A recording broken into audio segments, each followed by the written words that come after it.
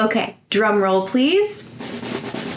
These are the best books I read in 2025, by top 10 to be exact. Welcome to Bookshelves. My name's Shelby, and this is a cozy little corner on the internet where we talk about all things reading, writing, and generally bookish. I'm so excited to have you here and start to wrap up all of the fun New Year content that I have planned. This, of course, being the time-honored tradition of making a top 10 list of books that you read in the previous year. And I decided to wait fully until 2026 to film this video because I had a couple books I was wrapping up at the end of December, and I'm so glad I made that call because one of the last books I read made it on this list, as did the first book I read last year. So let's go ahead and dive right in. I will start by offering one honorable mention that didn't officially make the top 10 list, but is a book that really stuck with me all year long, and that was Clytemnestra by Costanza Casati. This book had such an incredible ability to grip me, to leave the reader in suspense, even though it is a very long book. And honestly, the length is the reason this book didn't make it on my top 10 list. I think I ended up giving it like a 4.5 stars, with my only major critique being that at times it felt like it dragged. But overall, I felt like the book did a remarkable job maintaining this very tense atmosphere across such a long story and such a personal saga. This story, if it's not obvious, chronicles the life of Clytemnestra, who is a major figure in ancient Greek mythology and literature. She's one of the primary characters in the Oresteia, which is our only remaining complete trilogy of Greek plays, and her name crops up in all kinds of places across the epic cycle, which tells the story of the Trojan War. In short, she was a princess of Sparta who was married to Agamemnon, the king of Mycenae, and king of kings, commander of kings during the Trojan War. In a gory opening act of the Trojan War, Clytemnestra's daughter is murdered by her husband Agamemnon to summon the winds and quell the anger of the gods in order to sail all 1,000 Greek ships off to the shores of Troy. And this story tells us a lot more about who Clytemnestra was as a girl growing up in Sparta, an incredibly interesting kind of case study of ancient Greek life, as well as chronicling the saga of her planning her revenge. She has 10 long years to plan how she will punish her husband for this ruthless act. And her act of vengeance is one of the most iconic in ancient Greece, and getting to sit with her through the highs and lows of her life, through her long plotting of revenge, was absolutely wonderfully executed. And I'm so glad I had a chance to read this book. So, honorary mention off the list. Now let's jump into my top 10 books, starting with number 1 and moving our way down. All of these books have either a 5-star or a 4.75 star ranking from me. Top of my 5-star list is Turning Light into Darkness by Marie Brennan, which I don't have a copy of, but it is the last book currently out in the Lady Trent memoir series. It's almost like a follow-on book because it's from the perspective of Lady Trent's granddaughter as opposed to Lady Trent herself. And it follows Lady Trent's granddaughter as she works in her own area of study in this much changed world, thanks to the works of Lady Trent. This book was so interesting, engaged with really serious topics in like a totally secondary fantasy world that really lets you sit with an idea without sort of the dissonance that can happen when it's about your world. The personalities of the characters really shone through in the voice of the writing.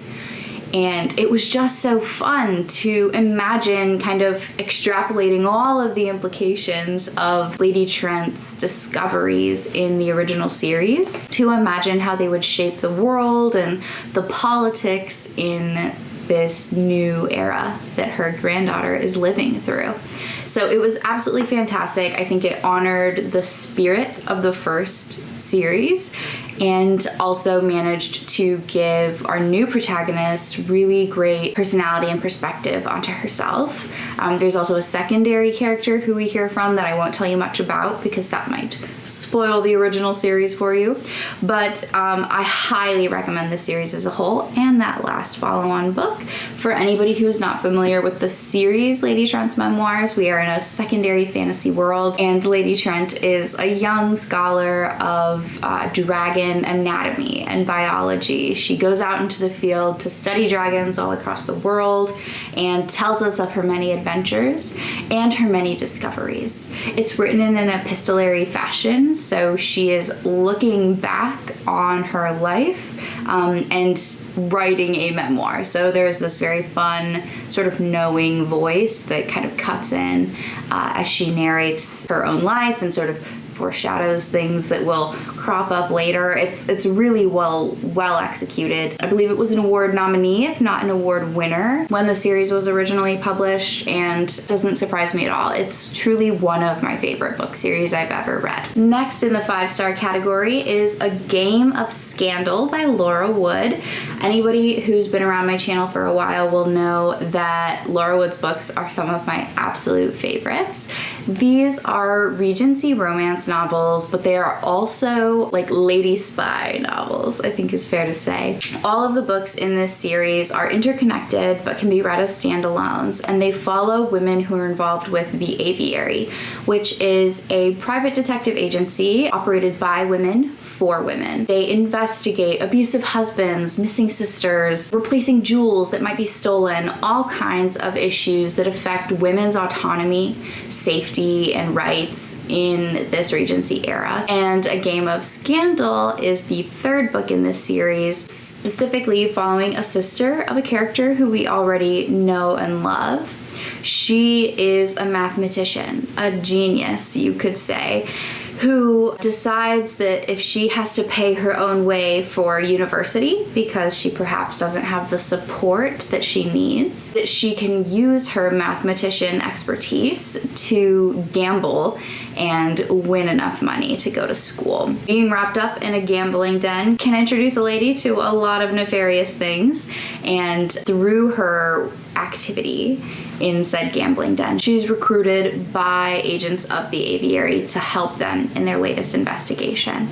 Along the way, she meets and maybe falls in love with the sort of rapscallion owner of said gambling den. He is a pirate of sorts, a Navy man. He's a sailor, but he's got pirate energy. And so both the romance and the mystery elements of this story are so much fun. They're written at a very like YA level, and so they're super snappy and accessible. I often gobble up these books in a matter of days, even though they're like 500 pages long.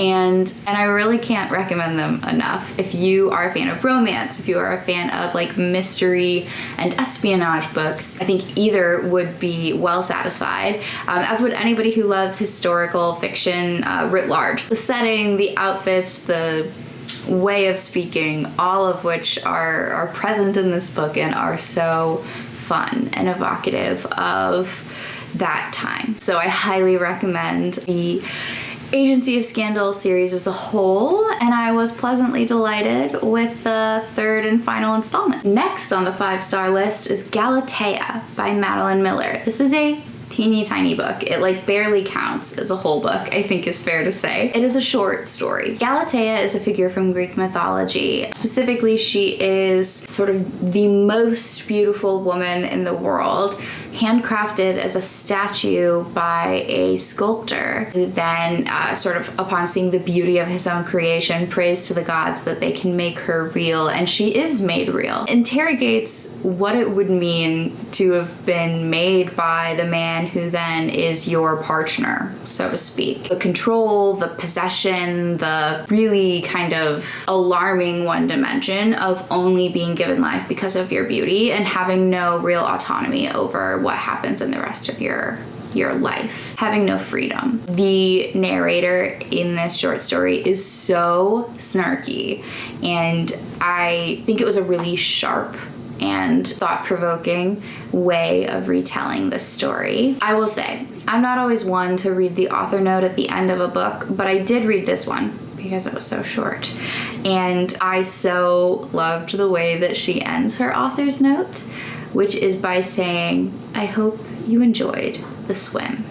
So, if you pick this book up, you get a very knowing little exchange with Madeline Miller at the end, and I highly recommend reading it to enjoy the swim, if you will. Next on my 5-star list are the Avatar graphic novels. I have The Promise here. I gave several of the books in this series 5 stars. These are the omnibus, like library collector's edition versions. So they are hardback, they are extra large, and there are notes in the margin from the writers, all of which add to the fun of reading these and taking in their art. Specifically, the omnibuses that I gave 5 stars were The Promise, The Search, and Smoke and Shadow. Avatar: The Last Airbender was a Nickelodeon TV show for anybody under the sun who doesn't know what it is. It's a secondary world fantasy series with elemental magic, 4 nations at war. The Avatar is the person in charge of like making peace and creating balance between the human world and the spirit world. He wields all 4 elements: water, earth, fire, and air. I love the show, and for years I have wanted to read the graphic novels because they, as I understood it, pick up after the show and they answer lots of questions that were sort of left lingering from the show, and they really help set up and bridge to the world of the follow-on series Legend of Korra, which is a much more modern version of the world. It's following the life of the next Avatar because the Avatar is reincarnated. And I came into reading these graphic novels with really high hopes. They did not disappoint, which is great because boy, sometimes expectations are half the game. But I just loved these stories so much. They were all very well paced and plotted. They had great arcs across the 3 strung together stories that make up an omnibus copy. And they just continued to really engage with the serious themes that Avatar: The Last Airbender engages in, while also refusing to talk down to the reader, which I just love. I think Avatar: The Last Airbender as a show does a great job of not talking down to its, audience of children. And these graphic novels continue that spirit of engaging with serious issues around colonialization, identity, power, autocracy, abuse, all age appropriate and honest, without over-explaining or, like I said, talking down to the reader. The Promise is a story that kind of follows a promise that Aang makes to Zuko, that he will never let him become his father, and how that idea is kind of challenged in this very difficult political time that follows Zuko's rise to power and early, very painful rule as Fire Lord. The Search is perhaps the most iconic of these. It follows the search for Zuko's lost mother, and that was really well done and well executed. Smoke and Shadow follows a underground political insurgency that is rising up in opposition to Fire Lord Zuko, and all of the ways in which they use politicking and propaganda to combat him and sort of turn people against him. So I just felt like all of those stories really were the epitome of what I love about Avatar, and I was so happy to pick them up and read them for myself. Another 5-star read that's also a graphic novel from 2025 was Aquacorn Cove by Kay O'Neill. This is another very short story. It is for like a upper elementary, middle grade audience, very young readership. But again, I thought this was another peak story example of engaging with serious themes for younger readers without talking down to the audience. And I thought Kay O'Neill did a really exceptional job of choosing themes and imagery and setting that were all really beautifully woven together. Aquacorn Cove, it's equal parts whimsical and sincere. It follows a young girl who's lost her mother, returning to her mother's hometown, which is on an island that is being ravaged by climate change. And that community, too, is really experiencing grief. It asks questions about what our obligations are to nature and how we can move into a future that is mutually beneficial for the earth and ourselves as people. There are whimsical new magical creatures like aquacorns featured in the story and mer people. There's queer love, as there always is in Kay O'Neill stories. And our heroine lands in, I think, a very realistic, honest place of coming to, acceptance with her own loss and finding ways to feel connected anew. So it was just a beautiful story. It really surprised me with the amount of depth it could fit into such a little story and for, again, such young readers. So highly recommend Aquacorn Cove. Last but not least is Penelope's Bones, which was the final 5-star book to tell you about today. I mentioned at the top of this video that there was one book I read right up until the end of the year that I'm so glad I waited to make this list for, and it's this book. This book is phenomenal. It is about, well, let me read you the subtitle. A new history of Homer's world through the women written out of it. This book follows, I think, 12 different women from Homer's The Iliad and the Odyssey and kind of uses them as framing devices, understanding their narrative, cultural, literary purpose in Homer's works, and then pairing them with all of this incredible archaeological research that we have that tells us more about the lives of actual ancient Greek women. And just at every turn, I thought this book was phenomenal. It was clearly incredibly well researched. Emily Hauser is a classicist. She's an expert in this work. And I thought she did such a great job of elevating not only the experiences that royals likely had, who are often at the center of these stories, but also what the everyday person might have been like. And this was just the perfect research book for me as somebody writing about the late Bronze Age, reimagining Homer and some of his contemporaries. I took truly so many notes while reading this book. I have like a notes page on my phone that is many paragraphs long. So I took so much away from this. And if you, like me, share a love of ancient history, a love of mythology retellings, or are perhaps working on a writing project about the ancient world, I highly recommend it. It honestly feels like essential reading. Okay, my last 4 books are just shy of perfect. They're my 4.75 star books. My husband Jake is truly mortified that I use the 0.25, 0.5, 0.75 scale. He insists that that is far too many points, and the scale is meaningless at that size.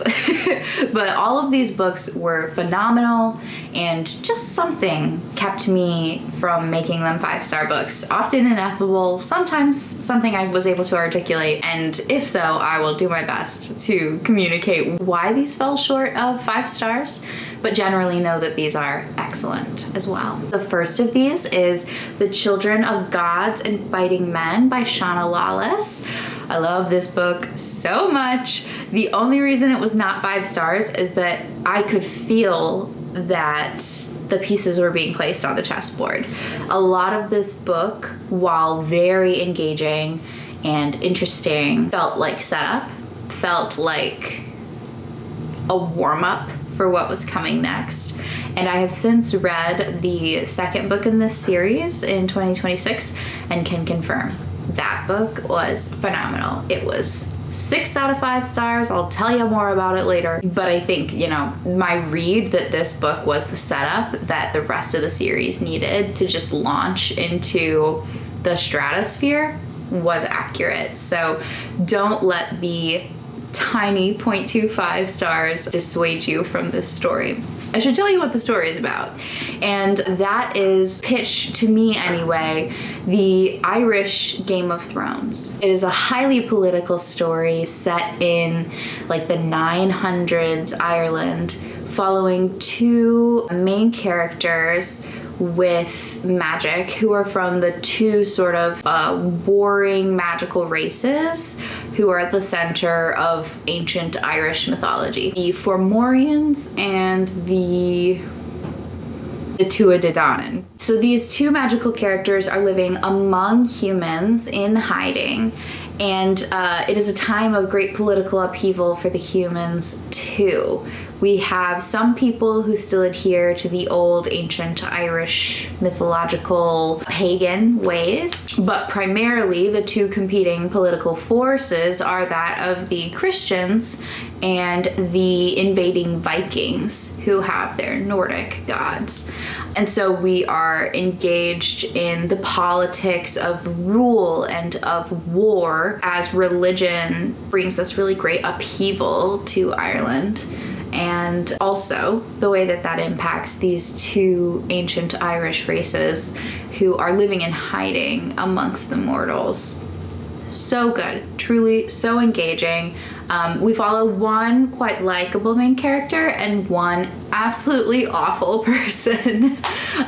It's kind of like following Cersei and Daenerys, if we are continuing the Game of Thrones metaphor, because the Fomorians have fire magic and are like basically immortal. And the Tuatha Dé Danann are a more wide-ranging magical race. They have like druids and witches and warriors, across whom there are many different kinds of magical traits and features. But the story is so much fun. If you like Ireland, if you like mythology, if you like very political, intrigue-focused stories, I think you will love this one. Next on the 4.75 star list is The Davenports, More Than This by Crystal Marquis. I don't know if that's like way too shiny in the light, but The Davenports is a historical romance series that I absolutely adore. You'll find that if I'm reading romance, it is usually historical romance. And this series is set in 1910s Chicago, following a black family who own a carriage company and are a part of the like wealthy elite. And there are sort of four girls at the center of these love stories. So two of them are the daughters of the Davenport family. One is the maid of the Davenport family and close like family friend. And then one is close family friend and fellow wealthy family in the Chicago movers and shakers, who's good friends with the Davenport girls as well. The first book in the series follows like romance plots for each of the four girls and kind of ends on a lot of big cliffhangers. One person gets like a complete tie it with a bow happy ending, and the rest of the stories feel quite dramatically interrupted. So picking up More Than This was so fun because I got to really see where their stories took them next and maybe see a couple more wrap up with a tidy bow. Maybe not. One of the things that I love about these books, in addition to following four romantic stories kind of simultaneously, is each girl is pursuing her own passion. So much of the book and the plot is about what they are all engaged in addition to who they are falling in love with.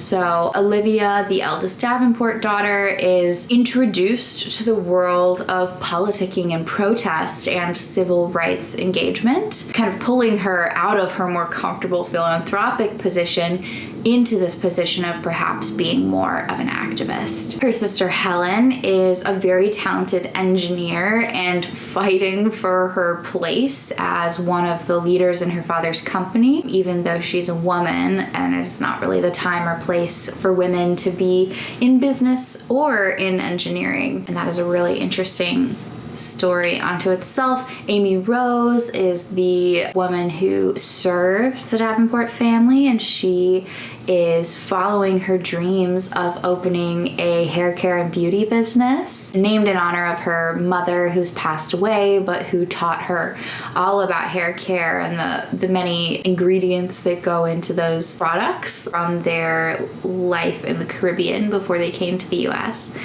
And the last character, Ruby, is struggling with her position as sort of a political socialite as her father runs for mayor of the city, and really trying to define what she wants and pursue her own future while under this incredible oppressive spotlight. So all of their stories are compelling, they are deeply intertwined, and it is a book where it is so easy to root for all of the girls. So I highly recommend The Davenports. Next on that list is The Voyage Home by Pat Barker. I love Pat Barker. The first book in this series is called The Silence of the Girls, and that is followed by The Trojan Women. So this is the third book in a trilogy, all of which follow the Trojan War from the perspective of women who are impacted by it. The first two books have the same protagonist, the first book follows Briseis, who is a woman who is captured and enslaved by the Greeks, specifically given to Achilles and then later traded to Agamemnon. Oftentimes, she is characterized as the center of the conflict that prompts the Iliad. The women of Troy, we follow a more mixed bag of women of Troy after the fall of Troy, the Trojan royal family. And The Voyage Home follows two primary perspectives, three actually. Cassandra, Princess of Troy, Clytemnestra, Queen of Mycenae, and a fictional servant character who we know from all three books, who was a servant an enslaved person rather, in the Greek camps throughout the whole series, named Ritza. And it follows the collision course between these characters, which is a really interesting choice. So Cassandra, famous for being a prophetess who nobody believes, is taken as a war prize by Agamemnon. And so they come home to Mycenae, where Clytemnestra is waiting. And you all just heard about Clytemnestra at the start of this video. She is waiting to murder her husband. And so it is just this incredibly tense story as they move closer and closer together, because of course Cassandra knows what's coming.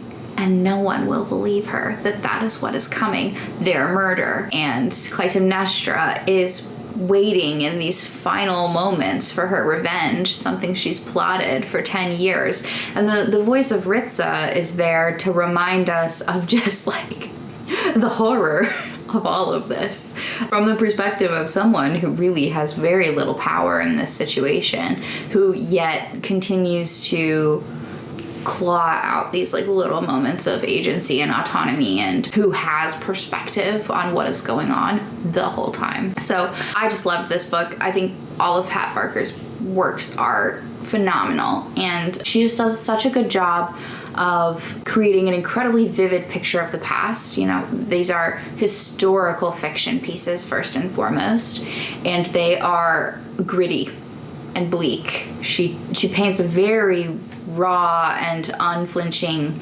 picture of the brutality in a lot of these ancient myths, and I think she does such a good job with that. So I highly recommend this book. You could totally read any of these books on their own. They're deeply interconnected. They are not following one protagonist across three books like a whole traditional trilogy, but I would recommend the trilogy as a whole, and I would certainly say that she concluded it very, very well. Last but not least on today's list is Hemlock and Silver by T. Kingfisher. I love T. Kingfisher. This is not a surprise to anybody. I think I've already talked about this book on the channel a couple of times, so I'll keep it brief. But T. Kingfisher is a writer of all things fantasy, fairy tales, horror. Generally speaking, she puts out really great kind of dark gothic twists on fantasy and fairy tale settings. And then she also writes in the horror genre, which is something I don't particularly read. But the rest of her fantasy work I do read and really love. Hemlock and Silver is a retelling of the Snow White myth, and it chooses not to center Snow White as our protagonist, but a poison expert who is summoned by the king to investigate why his daughter is sick. She's funny and relatable. She's a big boned lady in her 30s and like has very little social skill, and you know, she's a really funny protagonist to follow, our poison expert Anya. And I think the book did a really good job of balancing the mystery and the sort of scientific method of investigation that Anya takes, and the sort of funny, like, moments of comedy and humor. I was very engaged the whole time I was reading this book, and I read it quite quickly. It had some twists and turns in it that I wasn't expecting. It had some things that I very much did anticipate, but overall I was very happy with the story and would highly recommend it to anyone who's a fan of T. Kingfisher's works, who likes a fairy tale retelling, who likes kind of a snarky fantasy narrator, and would say it's not my favorite of T. Kingfisher's works, but it was a really, really solid one. Okay, that's my top 10 list. I'm dying to know, what were your favorite books of 2025? I often build my 2026 TBR based on what other people rave about from the previous year. So I would love to know what you loved that you read last year in the comments down below. I suppose I should start saying this because I look at my analytics and most of the folks who watch these videos aren't actually subscribed. So if you liked this content, I hope you will stick around and hit that subscribe button so that we can continue to talk about all things books in the future. And I am excited to bring you one more piece of New Year's content before we return to the regularly scheduled day-to-day bookish stuff. So I will see you all in another video, and I hope in the meantime you enjoy your early 2026 reads. Bye!